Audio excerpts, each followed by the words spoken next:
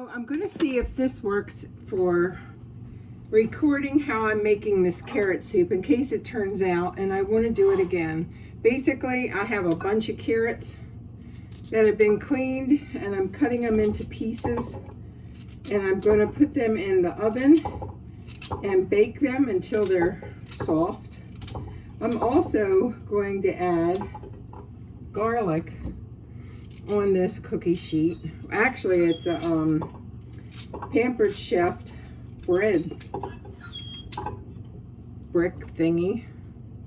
I don't know what you call it, but it's by Pampered Chef. It's the thing that you put your pizza on. So I'm cutting up a bunch of carrots, one that fills this Pampered Chef thing, and I'm going to put garlic on here. I'm also going to put some onions. Now I don't have fresh onions. These are going to be frozen onions because I had a bunch of onions that I froze. I'm going to pause it here because I want to get more carrots out of the refrigerator. So I'm not even sure how many carrots I have. I bought a box yesterday at my local little farm store that had them for a box for $13. And it was a good sized box, and I don't know how many carrots are in there. I'm going to say at least 100. And anyway, so I cut a bunch up and put them into like a coin shape, kind of a round shape kind of thing, and blanched and throw them into a water bath, ice water bath, to stop the cooking process, and put them in bags and froze them. Yesterday, I'll get a bag and show you.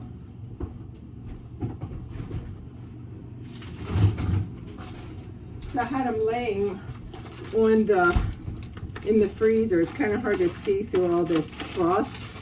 Maybe you can see it better here, but they're coin shaped. And I have several bags of these.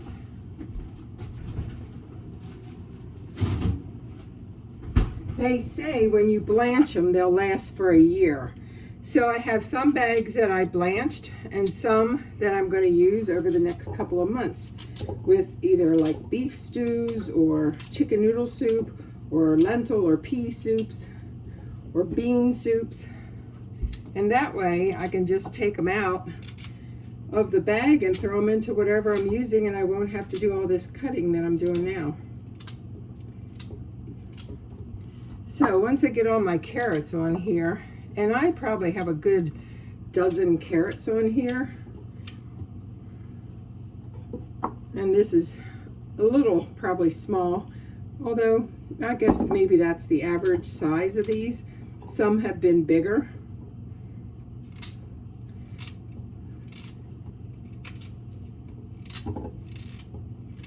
Trying to keep them all to the same size thickness so they cook evenly.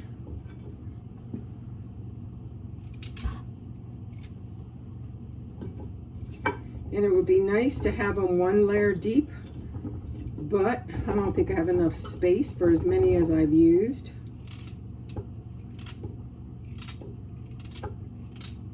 So maybe what I'll do is,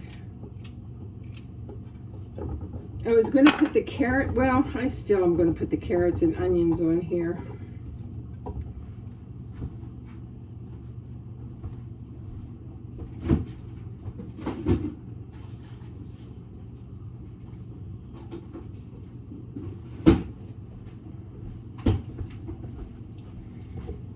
So I'll probably put a whole head of garlic and clean these up and just put cloves all around the carrots. I just love garlic.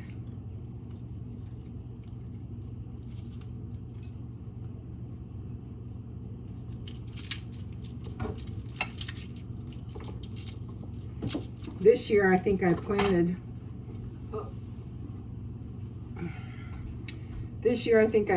like, well, actually I planted them last year, and I'll harvest them this year, probably about 40 or 60 garlic cloves, which should turn into 40 to 60 heads of garlic, which the way I use it in salads like Caesar salad. That's going to come in handy.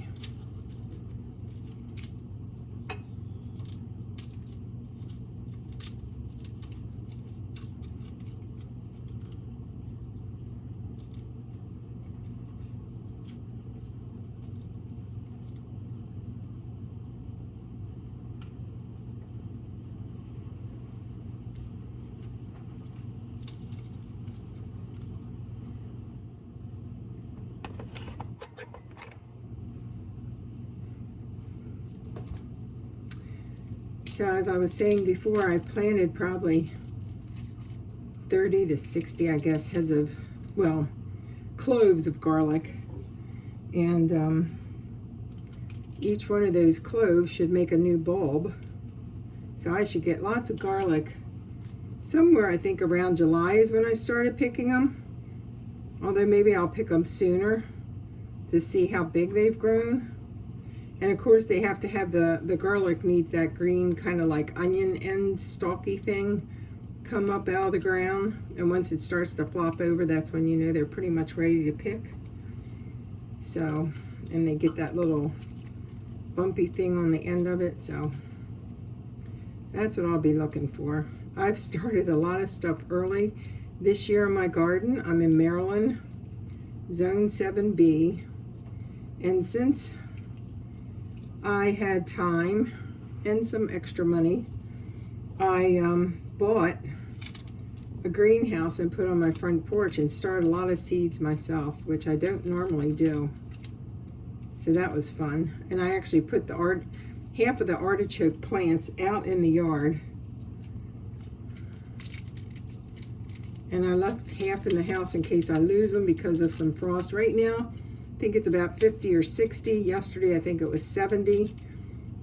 We still could have snow. It's Maryland. And it's March 25th, 2023. So, yeah, we still could have snow. All right, so I have the garlic in there on the carrots. You can see it. All these white things are garlic.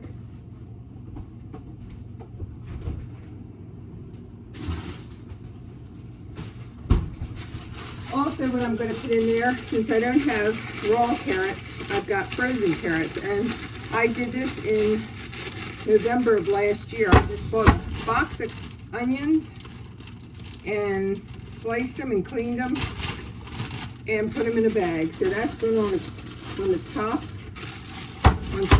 Break it up some. And this piece of marble on the countertop is lovely for breaking stuff up. So that's going to go all on the top of my carrots.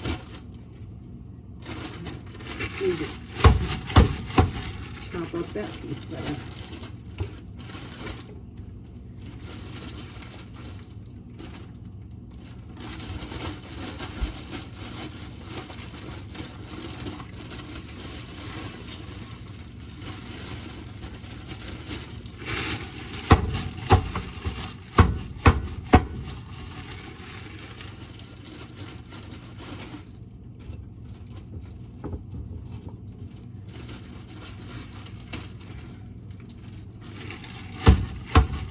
I think I want to try and use the rest of this bag. So we'll see.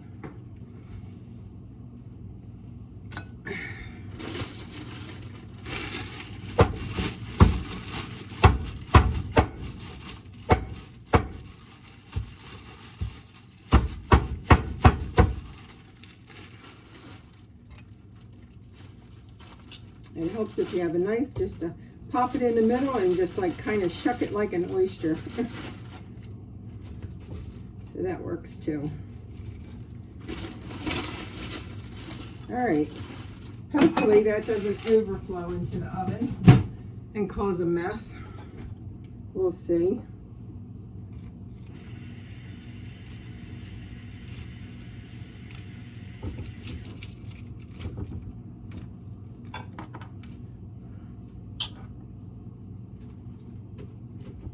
All right, so that's going to go in the oven and bake at 425 until those carrots feel soft. So,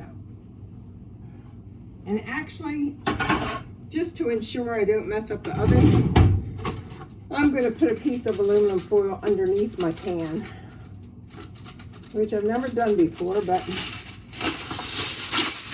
I don't feel like having smoke and a lot of stuff burnt on. So I'll try and prevent it from hitting under the shelf.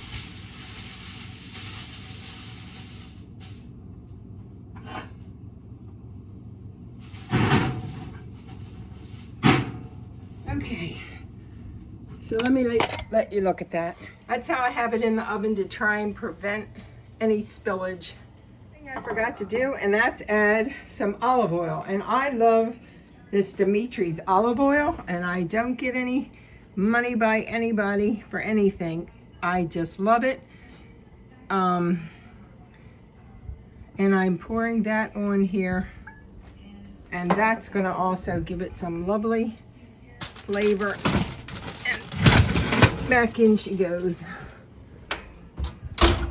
So while the carrots are in the oven cooking or broiling at 425 degrees, they've been in there for 10 minutes, and even though they're pretty much this slice thick or smaller, they are nowhere near the consistency that I want them. I want them soft so that I can use my immersion blender and put them in this pot and just make it into a creamy soup. Now, when I make things like pea soup, I usually do it totally from scratch.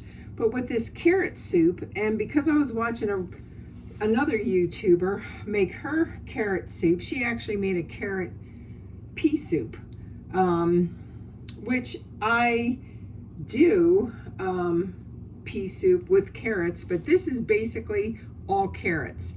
And what I'm going to add to give it that salty extra flavoring, because the only thing I put on the cookie sheet was garlic and olive oil and onions, I'm going to, and you need a water base to add those carrots to, and then, you know, put them in the blender. So I'm going to use Knorrs Spring Vegetable and Knorrs Leek, which has you add some milk to it to give it a creamy base, which I think for a carrot soup will be good. And this spring vegetable has a lot of things that I'm not adding, like some dried red bell pepper, leeks, salt, cornstarch, which will thicken it some.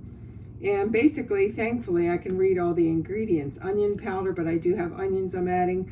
It has some whey in here. So pretty much these are 4 cups of water to the 1 pack. And this one is actually 1.5 cups of milk to 1.5 cups of water. So this is only 3 cups. Whereas this one, actually this one is 3 cups of water as well. So I'm going to have 6 cups of water I'm going to add all together. So first I'm going to get this in there.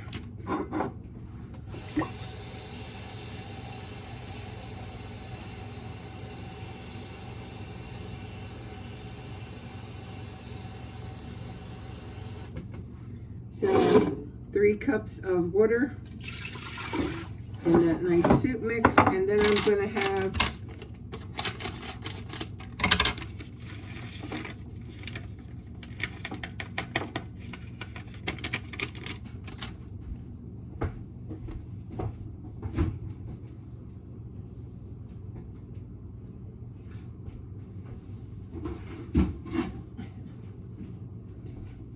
so since I don't have milk, what I do have, and again, I'm not sponsored by anybody, but I do believe in food storage, and this stuff is whey powder, which is a product of milk. And I'm just going to guesstimate, because that's what I do, a couple of scoops of this. Since I don't have milk, I'm adding some extra whey to this leek soup. And then I'm going to add 3 cups of water, which I'm using about 1 heaping spoon, soup spoon of whey powder. And you can get this, it can store on your shelf, I don't know, like 30 years or something. You could get dried eggs, dried milk, dried butter. And that way, if you ever run out of milk, which I do, because I don't have, well, my kids are all grown up, and I don't drink regular milk that much. So, and I'm actually going to make this 4 cups of water. It's nice to have that. I'm going to give it a bit of a stir because I have this powdered stuff in here. I'm going to use my whisk. So you can keep that in your food storage. If you don't go through a lot of milk, you'll never run out if you have whey powder. Whey powder, however you say that, W-H-E-Y. Okay, so this is going to give it that creamy consistency for the carrot soup.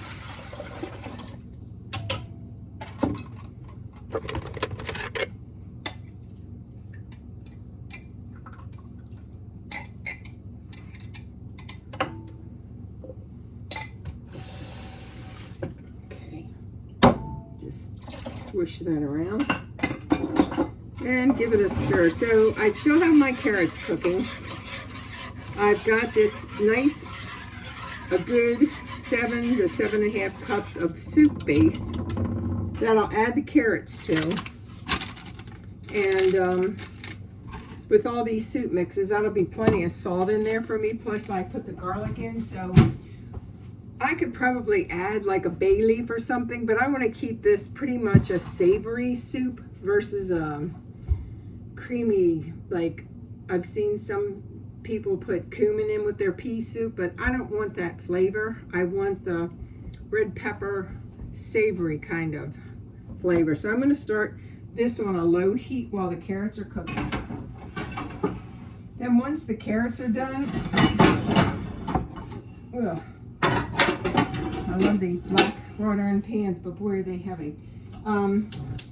So while the carrots are cooking, baking, broiling, I'm just going to heat that soup mix up, and then once they're soft, the carrots and the onions, I'm going to add that to the watery soup mix and blend it all together, and hopefully I have something delicious to have for lunch. We'll see. Basically, this is about 15 minutes, and you can see that the top carrots have gotten a little scorched, but they still have a ways to go. So let's see if I give them a poke. Yeah, they're not even starting. They've got a good 20 minutes to go yet before they are soft enough to add to this soup mix. So basically, that's your 4 pats of butter in the corner of the bread machine with the water added. Add the rest of the ingredients. It has a little sugar going into this. It has some salt. I'm just going to toss a little salt. It wants 3 cups of flour.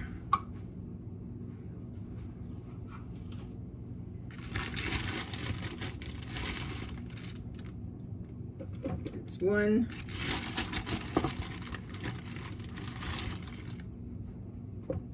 2.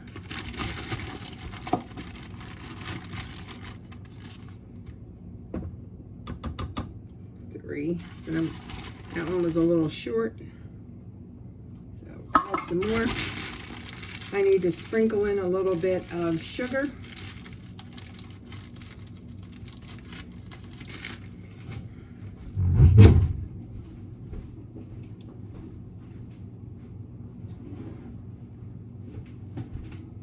And also, this is where that dry milk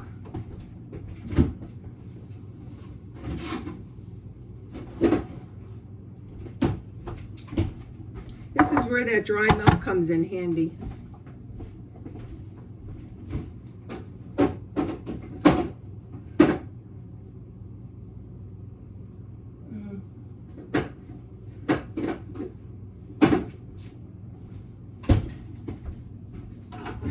So you're going to add, I'm going to put a little bit of sugar in here. It says 2 tablespoons. I don't like a lot in my bread. I don't want it that sweet. Also, it says 3 tablespoons of dry milk. So this again is where that dry milk comes in. Although this is whey powder, however you say it. 1, 2, 3 is what I use, and that always works for me. And then the last thing that goes in here is a teaspoon of yeast. I probably put a little more than a teaspoon, and this is like a big pack of dried yeast from BJ's that I just put the Fletcher's yeast, I think it is, in a jar and keep it in the fridge. So that's all that needs to go on my bread machine. So then we'll continue over to the BreadMaker. So I didn't have the camera on. Basically, I had 2 settings on my BreadMaker. Setting 1 and setting 2. 1 would have made this bread take 3 hours and 20 minutes. The second setting is 2 hours and 20 minutes. And basically, that's less rise time on the second setting, which is fine for me. So it just starts mixing everything together. And that's going to take 2 hours and 20 minutes. I'll have a nice fresh loaf of bread. So the carrots have been baking probably almost an hour at 425. And they're still not soft. Some are. So what I'm going to do is I'm going to put all of that into the soup base mixture and cook it the rest of the way in this pot. And then once these are soft, then I'm going to puree them with my I don't even know what you call that gadget. It pulverizes kind of all the stuff. Anyway, I'll show you. This is going to go into the pot, but we'll see.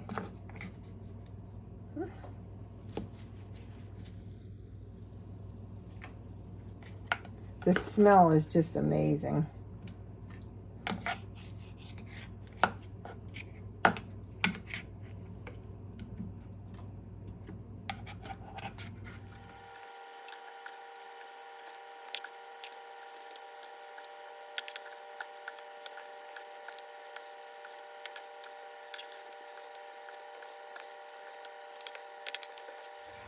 All right, I think I'm going to set the camera down now and try to get the rest of this up, and also get that nice juice that's in this pan into the all the carrots are out of the pan that I had it in broiling or for about almost an hour at 425. See if I can do this without messing something up. Now what I'm going to do, and the carrots are almost cooked, but I'm going to put them down on a lower heat and finish them so there's no toughness. Then I'm going to use my emulsifier, immersion. That's what it's called, an immersion. I really love that thing. I'll put that in here once it's all cooked and blended together. So I'm going to say another 15 minutes. The bread that I started has an hour and 38 minutes, and that's what it looks like. And the hour and 38 minutes, it's pretty much going to be rising while it's in here, and then it'll bake towards the end, and it'll be a lovely slice of fresh warm bread with my soup. Some of the smaller ones are done. I'm going to give this 10 more minutes, and then I'm going to puree it all together.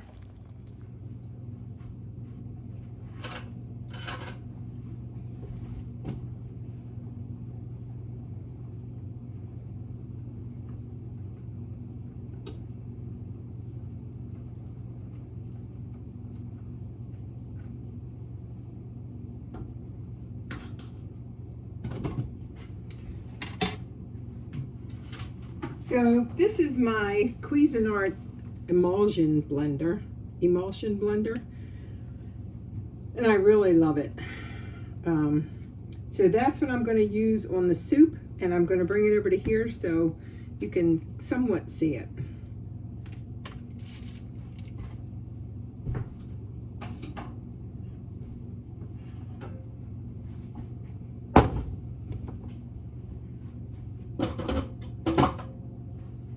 Hopefully my extension will fit.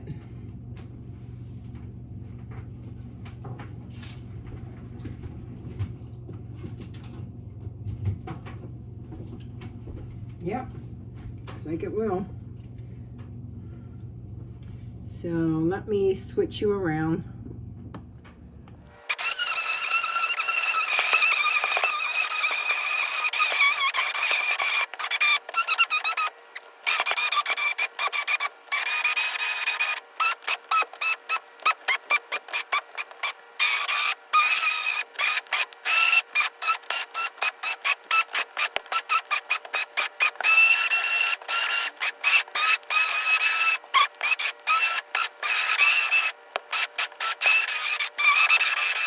I'm going to leave the soup cook a little longer. I still have some chunks in there, and I'm just going to let it cook on low for maybe 10 more minutes. So it's been cooking for a little while longer, and I'm going to just do one more emulsion with my blender here to turn the gas off.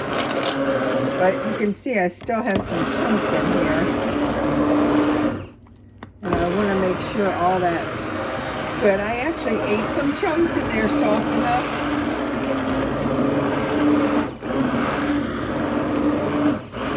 I'll probably freeze some of this, and if I like make up some beef or something, I'll throw this in as like a beef stew and use it as a base with maybe a can of my canned tomatoes. A jar of my canned tomatoes. This is hard to see with all this. If there's any more big chunks.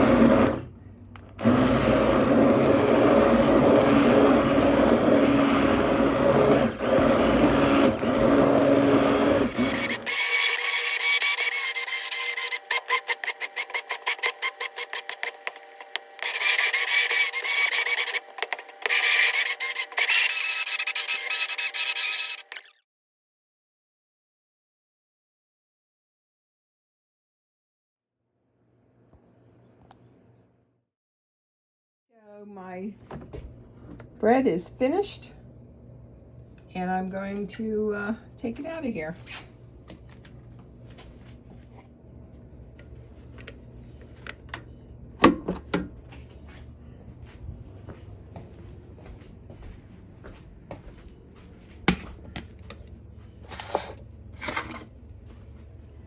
And let's see if I can get this out. So let's try and get this out of here. This is just the white bread recipe. And this was made by my QVC bread maker.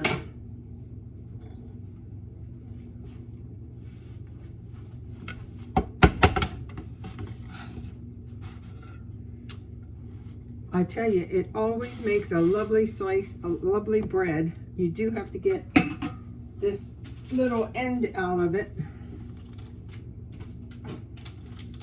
And this again was my bread maker that's called something Essentials. Cook's Essentials. And this is the recipe book that came with the bread maker. And then in the bottom, I have to pop out the thing that mixes the dough. So basically, and it's very hot.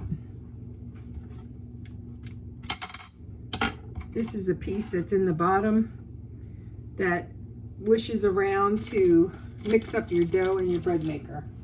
You just have to remember, take it out of there. Whew, it's hot. All right, goes my bread knife. And I used to slice it this way, but then I wanted smaller slices, so I'm going to slice it this way. And that is a lovely white bread. Oh, you can just see the heat rolling off of there.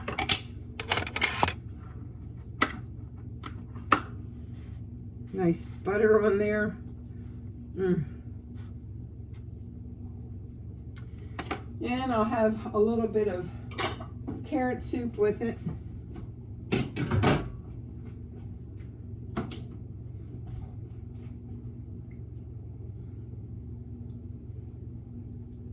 It's a very thick carrot soup, so I'm not going to have that much. So there's my carrot soup I made, and here's some nice bread to go with it. You could thin it out a little bit more. It's kind of thick. I'll probably freeze it up in containers and put it with maybe some beef for like a beef stew, or add it along with split peas to make a pea soup. But it's just one more way for me to freeze up some carrots so I don't have a bunch of carrots just going bad in my refrigerator. So thanks for watching, and I enjoyed making this, and hope that you can make it and have some nice results and a wonderful beginning of a spring cold rainy day soup. Bye-bye. So at one part of the video, when I was filming to add on that I was baking bread along with the carrot soup, I turned the camera off instead of turning the camera on.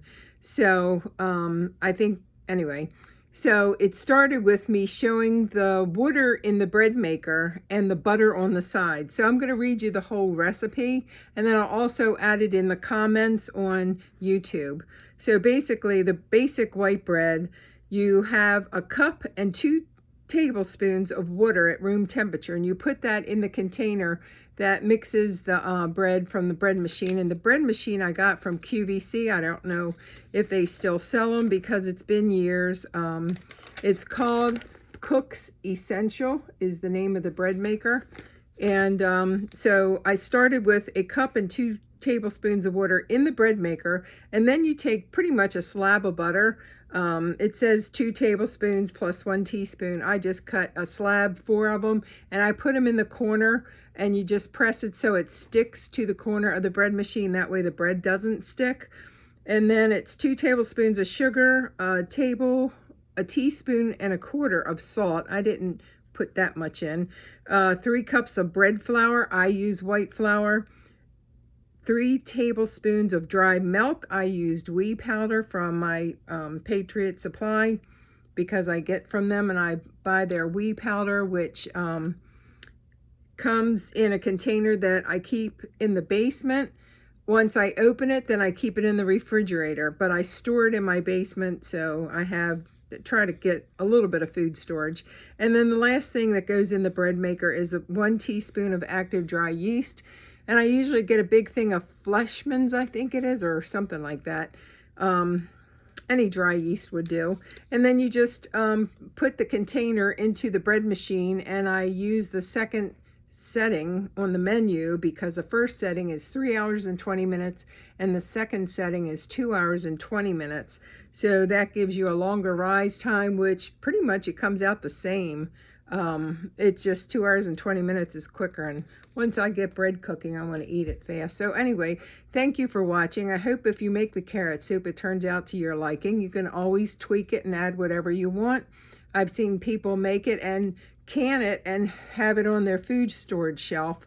I am not going to can this. I didn't make enough to can. I did cut a lot of carrots up into like coins and froze them in bags as I showed, and I will put some of these the carrot soup in the freezer and use it for like a beef stew, or maybe when I, let's see what else, make pea soup, I'll use some in the pea soup because I always add carrots to my pea soup. But basically you can eat it by itself with a nice warm piece of bread, and that was delicious. So thank you for watching. Have a nice week. Here's to your health. I hope you are happy and healthy this year, and you have good weather and no disasters and no anything bad. I hope it's all good, because we certainly due for a couple of years of really good stuff after these last couple of years. Anyway, thanks for watching.